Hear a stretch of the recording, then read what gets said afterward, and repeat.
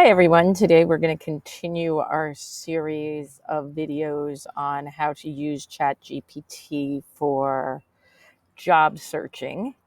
And we are going to talk about how to use it to help with application questions. As a school librarian, most of the time I was applying for positions using AppleTrack, which um, is a website that allows you to sort of recycle a lot of the information from previous applications that you did. And they basically always ask the same few questions. One of them being how to be how would you describe an outstanding teacher? I always switch it to how do you describe an outstanding librarian because I find that to be easier.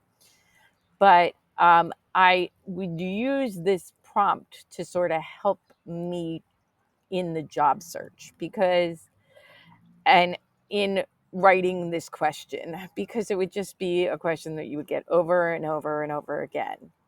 So there in the article, I talk about different ways you can do that, from having it, generate and prompt some ideas for you to elaborating on it. But the prompt that I used the most was this one, which is I'm going to paste for us into the GPT so you can sort of see what I'm doing.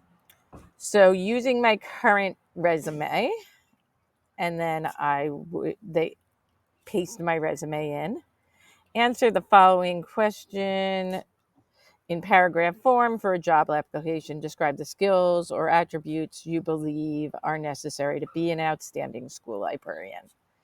And I would hit return. And then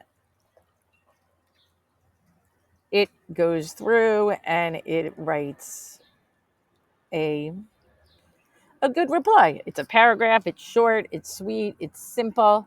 I can then go in and I can change certain things. Like I might not want to put my role as the owner of educational equities in this because it really doesn't fully fit with being a school librarian, but it's not bad. It's a good starting point for me, and something that we can use moving forward.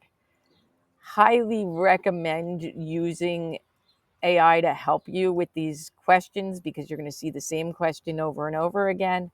Have it on file. What's good about ChatGPT is it keeps your, if you see on the side here, it keeps your like outputs. So I could always just go back and find it and paste it into a next resume. I hope this helps you.